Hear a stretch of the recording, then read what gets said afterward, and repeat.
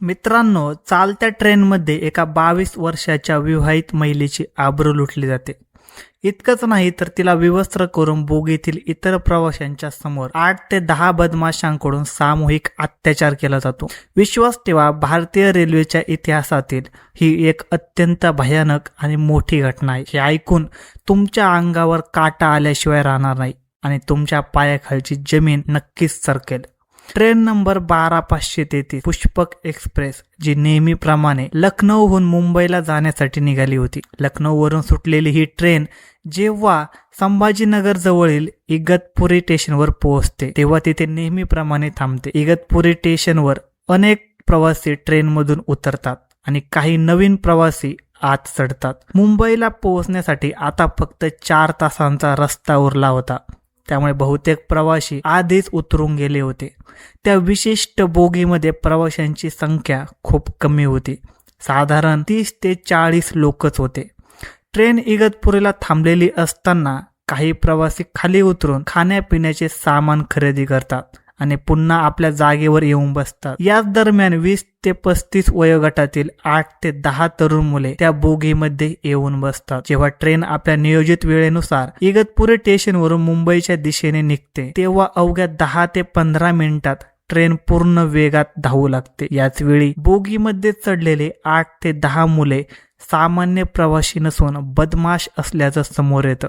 ते अचानक आपल्याकडची हत्यारे बाहेर काढतात आणि हवेत फिरवून प्रवाशांना धमकावू लागतात. बदमाशांची ही भयंकर कृत्ये पाहून प्रवासी थक्क होतात आणि घाबरून जातात. जे 2-3 प्रवासी या गोष्टीला थोडा विरोध करण्याचा प्रयत्न करतात त्यांना हे बदमाश अत्यंत अमानुषपणे मारहाण करतात.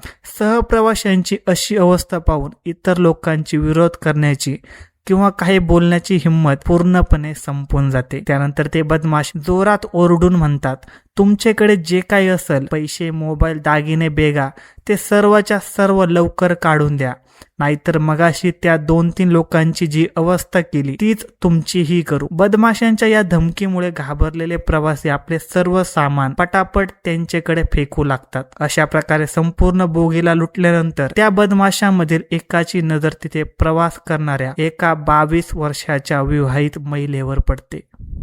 ती 22 वर्षाची महिला आपल्या पतीसोबत लखनौहून मुंबईला चालली होती. तिच्याकडे पाहून तिचे नवीनच लग्न झाले असल्याचे जाणवत होते. त्या बदमाशांपैकी एक जण तिच्या जवळ पोहोचतो आणि तिच्याशी छेडछाड करू लागतो. तो तिच्या गालाला स्पर्श करतो आणि तिचे कपडे ओढू लागतो. आपल्या पत्नीसोबत घडणारे हे अमानुष कृत्य पाहून तिचा पती मध्ये पडतो आणि बदमाशांना रोखण्याचा प्रयत्न करतो. परंतु ते बदमाश त्या पतीला अत्यंत निर्दयीपणे मारहाण करतात आणि एका दोरीने त्याचे हातपाय बांधून त्याला त्याच बोगीच्या जमिनीवर टाकून देतात. यानंतर ते बदमाश त्या 22 वर्षाच्या महिलेचे सर्व कपडे जबरदस्तीने काढून टाकतात.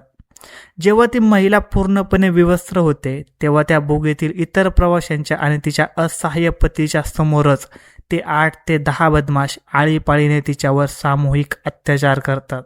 अत्याचार करताना ते तिला धमकावतात की जर तू या घटनेबद्दल कुठेही तोंड उघडलं किंवा कोणाला काही सांगितलं तर याचे गंभीर परिणाम तुला भोगायला लागतील. इगतपुरी ते कल्याण दरम्यान चालत्या ट्रेनमध्ये या नराधमाने हे भयंकर कृत्य केलं.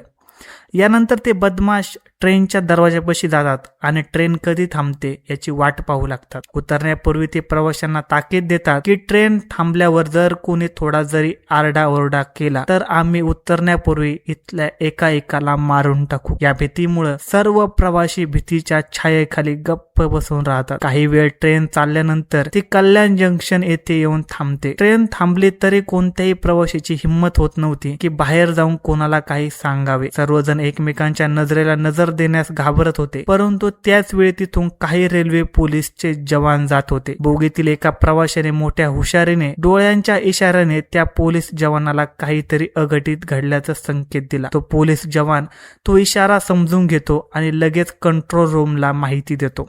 तत्काळ त्या ट्रेनचे दरवाजे आणि खिडक्या बाहेरून बंद केले जातात. काही मिनिटातच 150 ते 200 पोलीस जवान तिथे पोहोचतात आणि ट्रेनला 4ही बाजूंनी वेढा घालतात. आपण पोलिसांच्या जाळ्यात अडकलो आहोत हे समजतात बदमाशांनी धांदड उठते. त्यातील 3 ते 4 बदमाश तिथून पळून जाण्यात यशस्वी होतात तर 4 बदमाशांना पोलीस जागीच पकडतात. ट्रेन कल्याण जंक्शनला थांबल्यानंतर जखमी प्रवाशांना आणि ज्या पीडित महिलेसोबत हे अमानुष कृत्य घडले होते तिला व तिच्या पतीला तातडीने वैद्यकीय उपचारासाठी हॉस्पिटलमध्ये पाठवले जाते. भारतीय रेल्वेच्या इतिहासातील ही एक अत्यंत काळी आणि भयानक घटना आहे. या घटनेनंतर रेल्वे प्रशासनाच्या सुरक्षेवर मोठे प्रश्नचिन्ह निर्माण झाले आहे. या घटना वारंवार का घडतात आणि रेल्वे प्रशासन याबद्दल सतर्क का होत नाही? ही जरी आतापर्यंतची सर्वात मोठी घटना मानली जात असली तरी रेल्वेमध्ये प्रवाशांच्या सुरक्षेचा प्रश्न नेहमीच ऐरणीवर असतो.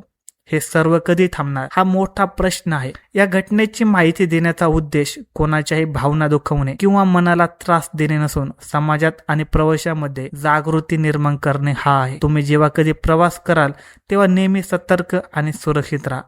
या संपूर्ण घटनाक्रमावर तुमचे काय मत आहे? रेल्वेच्या सुरक्षेबद्दल तुम्हाला काय वाटते हे कमेंट बॉक्समध्ये नक्की सांगा. धन्यवाद. चॅनलवर नवीन असाल तर लगेच सबस्क्राईब करा.